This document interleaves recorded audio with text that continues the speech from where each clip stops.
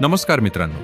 8व्या वेतन आयोगाबाबत सरकारी कर्मचारी आणि पेन्शनधारकांसाठी एक अत्यंत मोठी बातमी समोर आली आहे. या नव्या आयोगात आरोग्य सुविधांबाबत 4 मोठे बदल सुचवण्यात आले आहेत. पण लक्षात ठेवा, या यादीतील जी 4 नंबरची शेवटची योजना आहे ना, ती खूप महत्त्वाची आणि फायदेशीर ठरू शकणारी आहे. जर तुम्ही ती पाहिली नाही तर तुमचं मोठं आर्थिक नुकसान होऊ शकतं.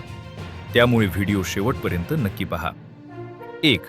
वैद्यकीय लाभांसाठी आता कुटुंबाची मर्यादा 3 सदस्यांवरून थेट 5 सदस्यांपर्यंत वाढवण्याचा प्रस्ताव आहे, ज्यात तुमच्या वृद्ध आईवडिलांचाही समावेश असेल. 2. ग्रामीण भागातील पेन्शनधारकांसाठी सध्या मिळणारा 1,000 रुपयांचा स्थिर वैद्यकीय भत्ता थेट 20,000 रुपये प्रति महिना करण्याची आग्रही मागणी आहे. 3. मेडिकल क्लेमसाठी आता सरकारी कार्यालयांचे उंबरठे झिजवावे लागणार नाहीत.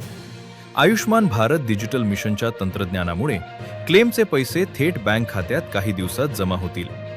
आणि आता ज्याची तुम्ही वाट पाहत होतात तो 4था आणि सर्वात मोठा बदल, कॅशलेस ट्रीटमेंटची नवीन योजना.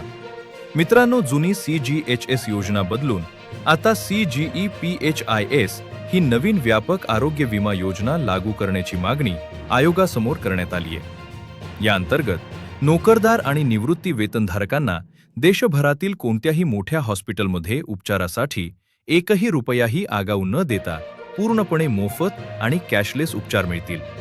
हॉस्पिटलायझेशनचा संपूर्ण खर्च सरकार थेट उचलणार आहे.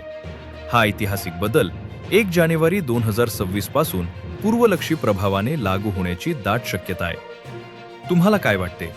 हा कॅशलेस उपचाराचा निर्णय किती फायदेशीर ठरेल? तुमचं मत कमेंट करून नक्की सांगा. माहिती आवडली असल्यास लाईक, शेअर आणि चॅनलला सबस्क्राईब करायला विसरू नका. धन्यवाद.